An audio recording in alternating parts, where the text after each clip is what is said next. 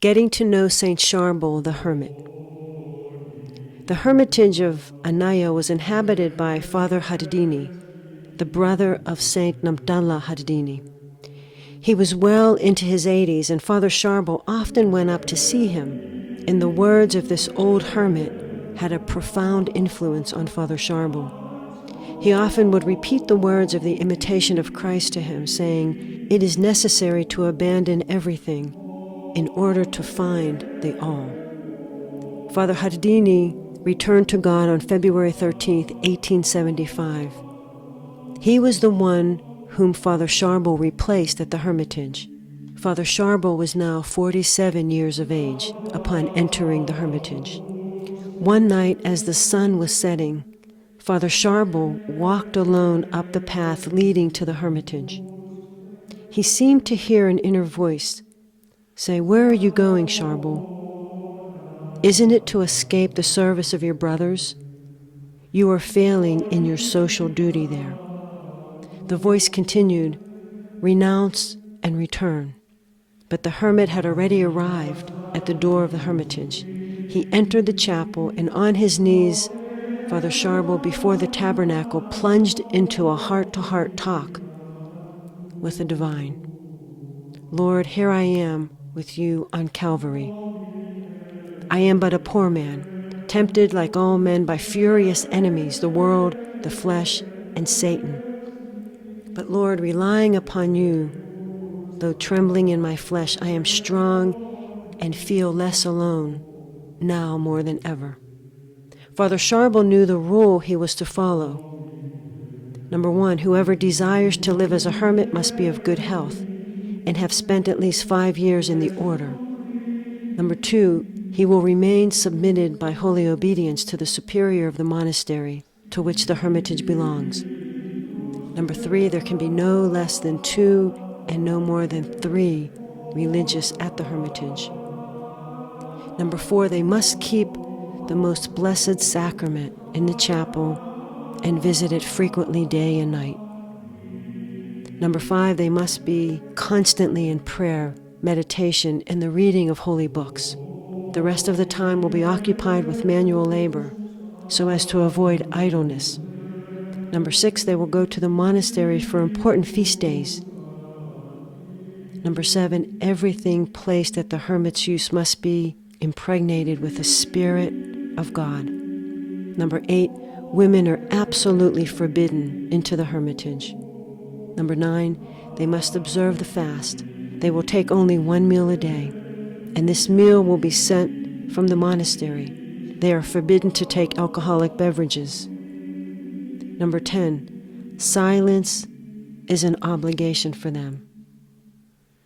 Let them speak in a low voice and briefly.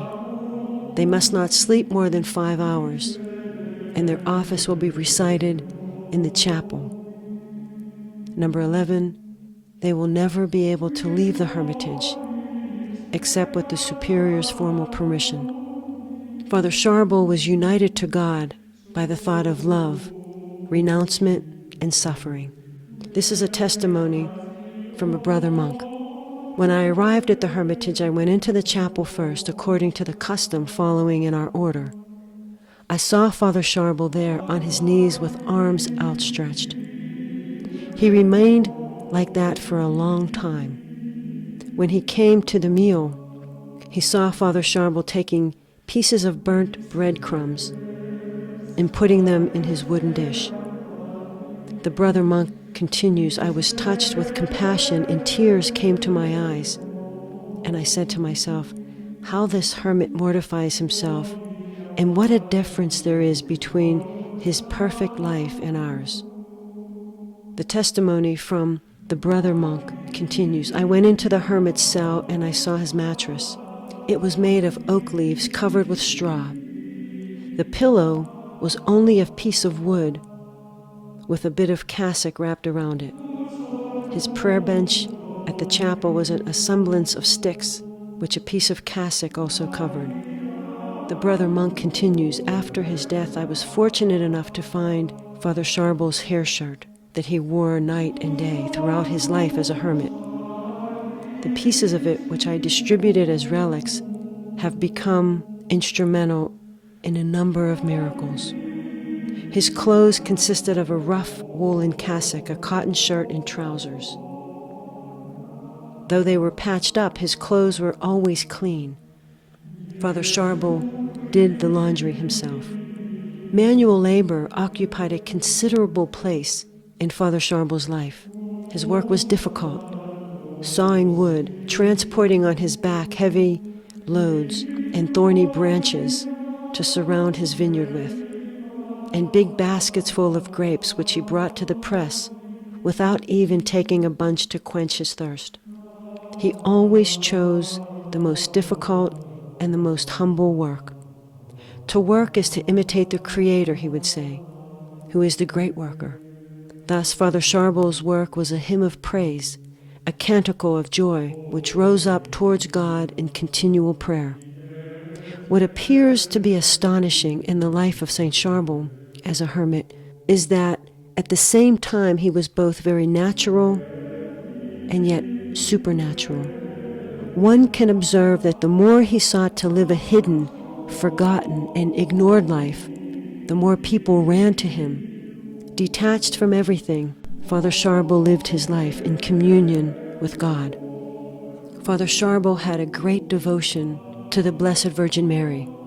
He attached himself with all of his might to reciting her rosary completely all the days of his life.